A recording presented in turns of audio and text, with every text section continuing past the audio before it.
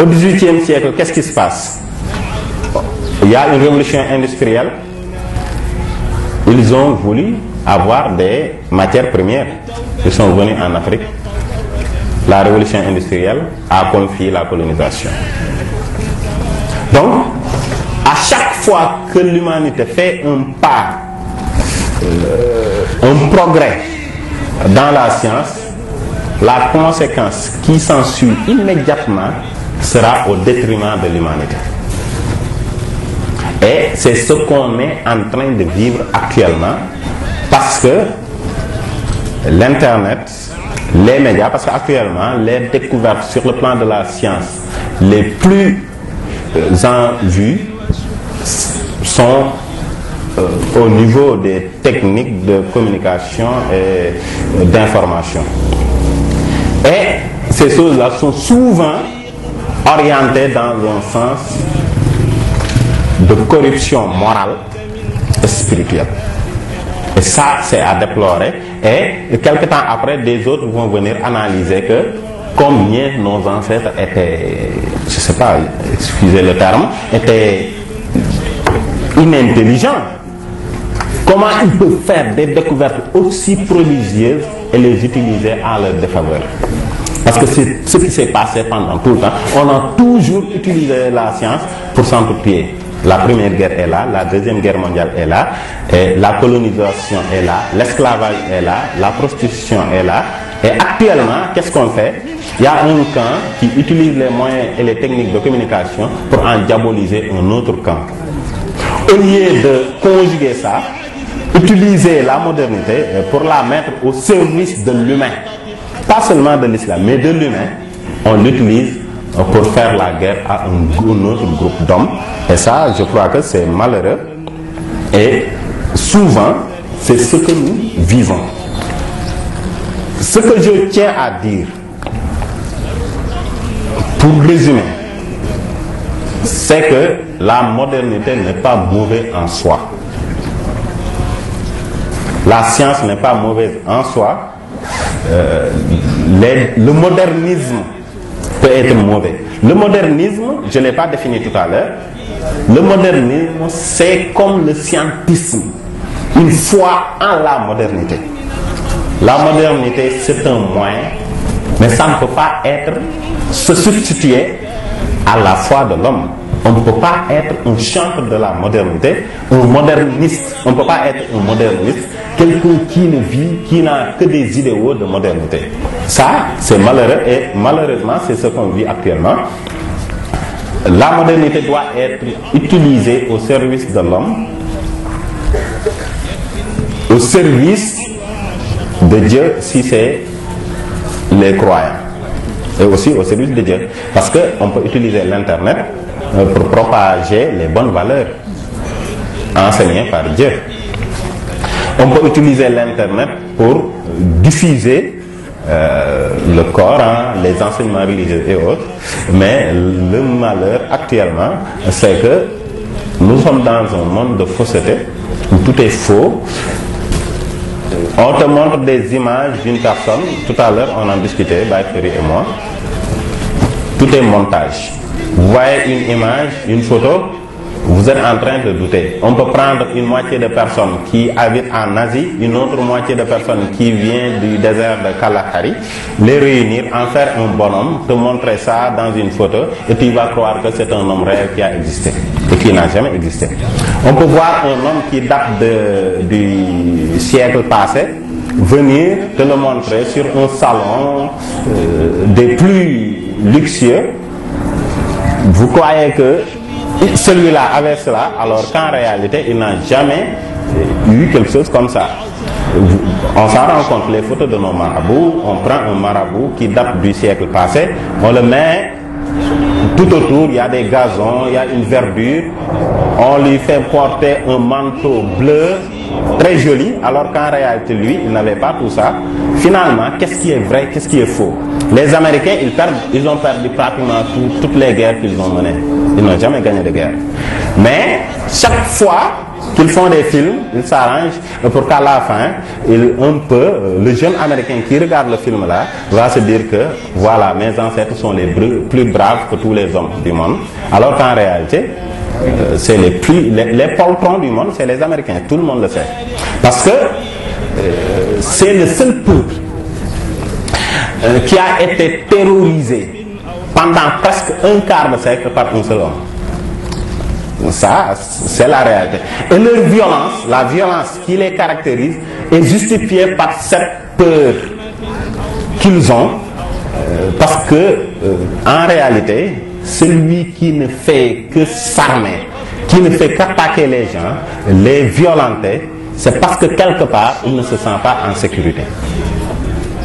Et ça, c'est la réalité. Et je sais que M. Sey va en parler. L'Afrique a quelque chose à donner.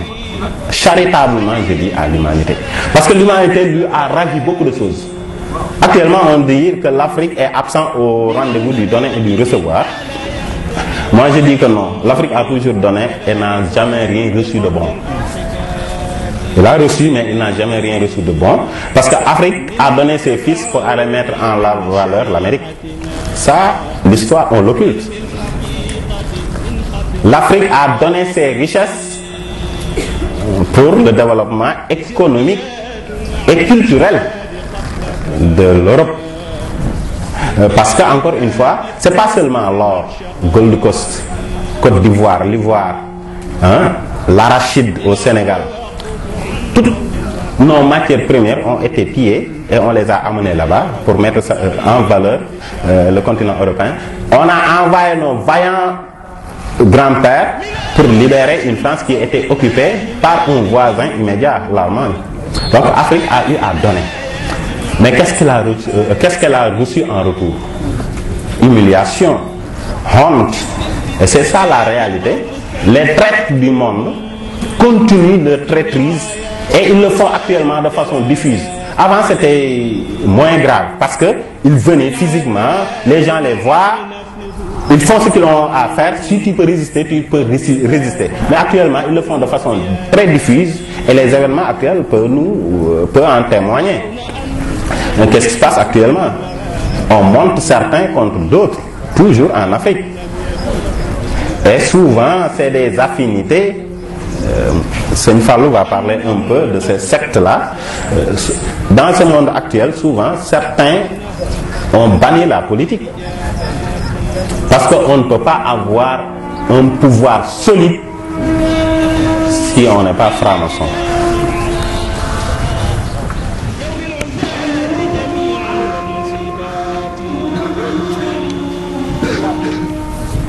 Je vais conclure en peu de mots pour qu'on fasse la prière. Pour dire que, je l'ai dit tantôt, la modernité n'est pas mauvaise en soi et elle n'est pas incompatible avec l'islam. La modernité n'est même pas incompatible avec la tradition. On est libre d'être traditionnaliste si on veut, mais il faut un dosage subtil pour tirer le meilleur parti de la modernité. Je m'explique un peu. Il faut que la tradition soit un peu dynamique. Donc, ne soit pas synonyme de conservatisme. Que la modernité accepte de s'islamiser pour les musulmans et que l'islam aussi, l'islam, elle est atemporelle. Mais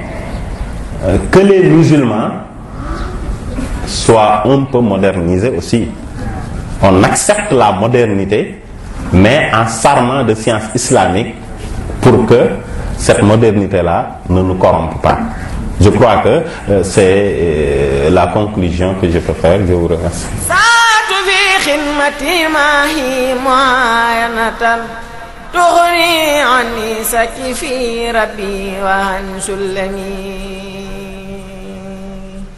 رافقت في خدمتي توفيق خالقنا الملهم الخير ماهي الجهل والألم فاز الخلام وفاز القلب ما بدني في الله والسكر والمختار في خدمي الله رب كريم لا شريك له في الملك والحمد فردا جل عن عدمي ساق المكاره والأقدار جملة أعوذ بالله السميع العليم من الشيطان الرجيم بسم الله الرحمن الرحيم والصلاة والسلام على من أرسل رحمة للعالمين محمد بن عبد الله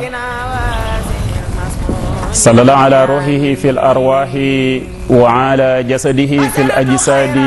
وعلى قلبه في القلوب وعلى روضته في الرياض الحمد لله الحمد لله الحمد لله رب العالمين خالق السماوات والأرض mbokk yi asalaamualeykum wa rahmatullahi taala wa barakaatu. Donc modérateur bi maa ngi koy sant di sant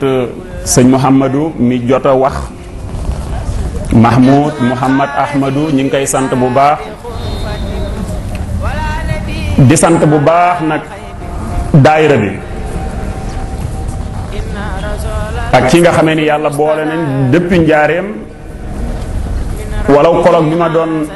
def à Kër Mbari sur la dégradation des mœurs causes conséquences et solutions préconisées mu amoon minimum 5 conférenciers jéemoon nañoo am numéro lool ak mu wax ko cheikh bi Cheikh Mouhamadou Mbacké Maoul Haya di ko namm lool di ko ñaanal yàlla lool wër ak dooli ko basira ak njaboot yi nga xamee ni itam mi ngi ci seen kanam. tënk bi conférence bi itam ñu defee woon ko le 1er août les mots qui gangrènent l'humanité toute entière ñu développé ci la franc-maçonnerie. Le 11 septembre la version conspiratrice, également la maladie du sida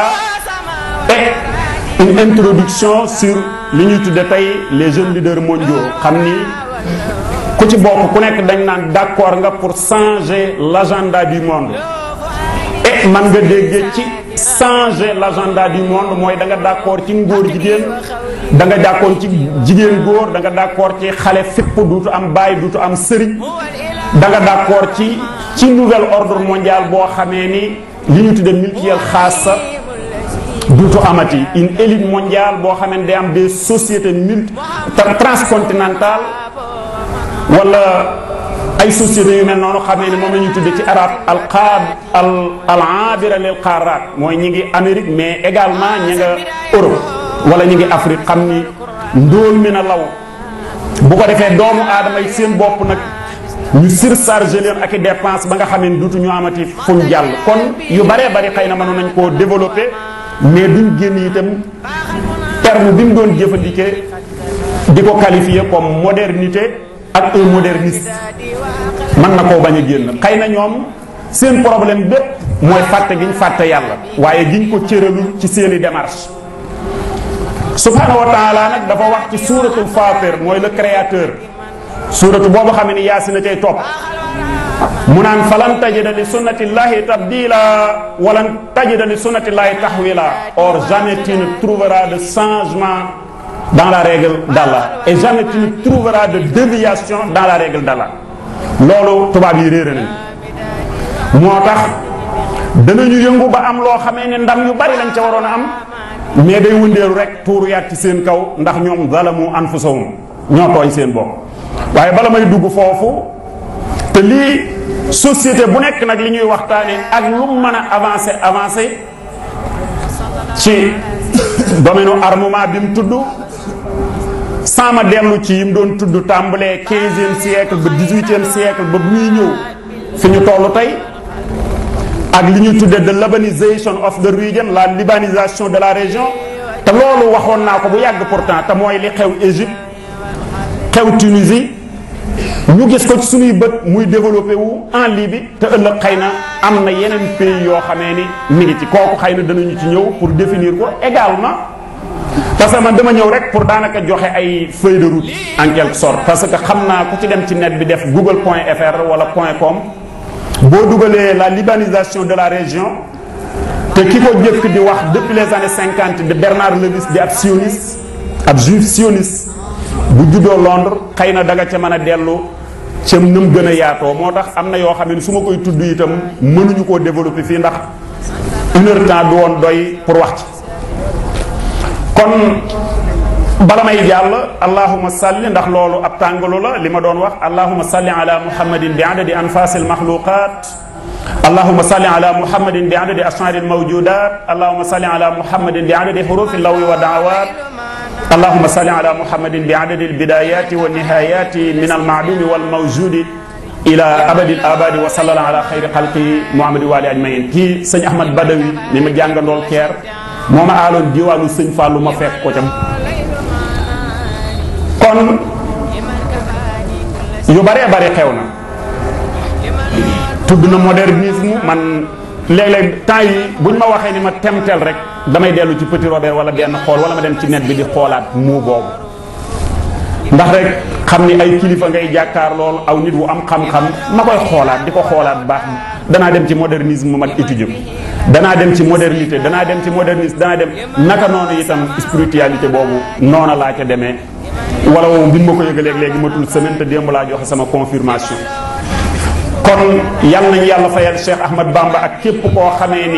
ni yaa ngi xeeñtu lam doon xeeñtu mooy moom dañi maa ngi topp ci yonent bi bu mu yëkkatee tànkam rek ma teg kon moom fu yonent bi arrêté ji rek fa la yem te yërëm taalibe sëñ Tuubaa yi ci jamono ju lëndëm jiitu waaye nee na woon ñetti barab rek lañ war a tànn di ca toog mooy aw wàll yu ndax barke ba ca nekk ak dëddu ga ca nekk boroomu xam-xam ba ca nekk ak xikam ya ca nekk ak ku ñàkk ak doylu ga ak cant ga ca nekk waaye yeneen barab yi nga xamee ne ku woomal ak buur ak jigéen ak xale nee na yooni safaan ba la kon yoon yii ba mu koy wax ca njaareem kon nañu fexe lépp lu ñuy def muy yam ci lu mat a def ndax lu mat a def sëñ Tuubaa nee na mooy di jaamu yàlla ndax dana la jariñ fii jariñ la àllaaxira waaye lu mat a def mooy fo da la jariñ ci àdduna du la jariñ ci àllaaxira lu ëpp a def nag mooy yàlla ndax da lay alag ci àdduna alag la ci àllaaxira te ñi ëpp tey soobu nañ ci ñaar yi mu mucc a dugg kon allahuma bi xaqi wajhi llahi taala alkarim salli wa sallim wa barik ala sayidina wa maulana muhammadin wa alihi wa sahbihi واغفر لي ولوالدي وللمؤمنين والمؤمنات والمسلمين والمسلمات الاحياء منهم والاموات وهب لعبدك وخليلك وحبيبك وخديم رسولك صلى الله تعالى عليه وعلى اله وصحبه وسلم وبارك وخليله وحبيبي عليه الصلاه والسلام باله وصحبه ما احببته او ما احببته واخترته ورضيته له في الحال والمال بلا آفة ولا قدر قبل الهبة وعند حصولها وبعد حصولها ابدا امين يا رب العالمين kon dogo jàngal nañ ko sëñ Touba ñuy ñaan yàlla mu teg ko ci ay tentam te mu taas ñu ci barkeem Alexis de Tocqueville bu ma ko prononcé noonu mais c'est pas important ndax dégg nga Njaay te ñun Njaay la ñuy wax mais li ci am importance gouvernement bu France ñoo ko yónni woon Amérique raison principale mooy criminels yi dañoo fees dell ci biir réew ñuy tabaxi kaso yi fees dell criminels yi jeexuñ ñu ni ah mais ce problème là ce fléau là lan lañ war a def ñu ni nañ yónni kenn Amérique mu xoolal ni lu tax Amérique nekkul di tabaxi kaso ñu yónni ko mu def fa 1 an bu manqué tuuti wala bu ëpp tuuti mu bind démocratie in America wala la démocratie en Amérique loolu c'était en 1832 bu ma juuma rapport am bi mu dellu see mu ni leen gox bu ci nekk ci Amérique dugg naa fa gis naa Amérique ni mu naatee gis naa seen congrès bi ni mu mucc ayib ca gis-gisam gis naa seen institution yi fi ñuy jàngee ni mu mucc ayib gis naa seen gox yi mu naat lu nekk mu tudd ko mais gisuma lu tax Amérique am génie bi am kattan bi mais mu ni ba ma demee ba ci seen église yi ak seen synagogue yi gis naa que ni li tax ndeke mu am kattan gi am génie bi ndeke yoo dafa am li ñu tudde istiqaama mooy la droiture qad ujibat da'watukuma Haruna wa Musa alayhim assalaam fastaqima moo bii la ku nekk war di sàkku ci dund mu ni daal ba fa droiture amul ba mu fa amee moo tax soxlu mu ñuy kasa mais muy conclure daal ne America is good because America is great because America is good kon xoolal causalité bi. America is great because America's good. kon mbaax gi moo tax ndekee Amérique soxlawul tabaxi kaso moo tax foo gisee am réew muy tiitaroo tabax ay kaso yi maximum sécurité mooy kaso yoo xamee ni daanaka kenn du xam fa muy toll ci taxawaay ba ndax bañ ñu siif génn. mu ni lii daal moo tax ci tënk Amérique li tax mu mel nii mooy dafa baax waaye mu daal di joxe lu mel ni a warning mu ni leen but if America ever ceases to be good mooy bu Amérique bàyyee baax rek America will cease to be great. kon ba léegi ñëwaat na nee na bu bàyyee baax duutu melati mel te nay ñu ku constaté tey gis nga ni ay problème yu dul jeex avec un budget déficit budgétaire de 1 trillion mooy junniy milliards am dette extérieure ci 10 trillion mooy milliard ba muy junni muy fukki yoon maanaam ay milliards trillion mooy junniy milliards loola detam foofu la toll. am na koo xamee ni faraxaan bi yore nation of Islam ci tënk ba léegi yaakaar naa maa ngi mel ni ku sori fi mu doon waxee ne boo dajalee rek da nga xam fi ma jëm li ma bëgg a leeral mooy ku mel ni faraxaan dañuy Amérique daal coow li bari na lool waaye mel na ni maxu coroxaan dugg na ko gis Sëñ Tuubaay wax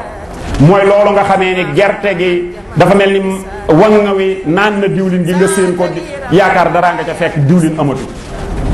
kon mbokk yi li ñu war a sàkku te jataay bu mel nii ñu war caa bàyyi xel mooy loolu man bi may xool M bi modernité daanaka daf ma traduiral dee rek modernité daanaka dafa faat doomu aadama yi ci anam bi nga xamee ni moom lañ ko gisee parce que am na sax fu mu waxee ni moderniste ku am ay tendance yëpp yoo xamee ne mais danañu wax itam mooy quelqu'un boo xamee ne day accepte la notion de maanaam di ay gis ay idées yu nouvelles loolu lu baax la loolu dara mënu ci c'est-à-dire néegu ñax yi ñu doon dëkkee tey ñu dëkkee ci taax yaakaar naa sëñ Ahmadou Mbacké wax na ko fi wala sareet yi ñu doon dawal tey ñuy dawal ay Mercedes wala leneen waaye loola bu mu la nax mu ba nga xamee ni da nga daal di jóge ci from a person oriented society to a thing oriented society mooy léegi mbir yi duutu nit moo la ñor nu ñuy defare nit mais matériel rek boo àggee parce que foofu bu ñëwee ci spiritualité dana fa gis matérialité doomu aadama yi buñ demee di dem ba ci mujj yàgg tekki mooy nga yorees tuut sag jaamu yàlla ak sag ragal yàlla ak sag xam-xam kenn xoolatu ko gratte-ciel yi wala building yi gën di màgg mais nit ñi gën di sori yàlla yàlla ni waman arada an dhikri fa inna lahu ma'ishatan danka ku nekkul ci li ma bëgg sama rappel bi ku ko fi teg nekk ci leneen wala bu ngeen ko séenee muy yore avion privé ngeen gis ko mu yore kër goo xamee ni chambre ya ca nekk ëpp na 2 fukk nga xool ko oto bu nekk ma ngi ko gaaree ci garage am def naa ca xol ba xaraj mooy du mën a nelaw ba dana naa ni comprimé. On a pu constater qu'en Amérique ab professeur université moo ko wax bu Harvard University nee na 200 milliards de dollars moom la ñuy jënd ci ay produits pour rek niveau stress bi ñuy dund te li ko war a lépp mooy xoolal tey mobilité urbaine bi boo xoolee tey ñi ngi naan ay TGV ñi ngi naan nangam lu nekk daanaka doomu aadama yi am nañ ko waaye tey lañ gën a jaaxle tey lañ gën a texee Michael Elna mel ne sëñ Omar Gueye mi ma àndal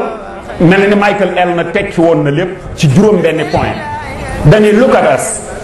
everything is backwards everything is upside down ñu ne ko mu ne docteur yi la commencé doctors destroy health mooy docteur yi boo liiree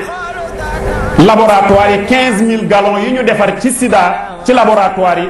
te loolu 56 000 litres lay toll nga contaminé koog ñàkk yi ba noppi indi sida ba noppi naan naka lañ koy faje donc kon mu ne doctors destroy health mooy yàq nañu wér-gi-yaram ñu ne ko bu ci togg mu ni lawyers destroy justice mu ni avocat yi dammate nañu justice yaakaar naa vous avez pu constater que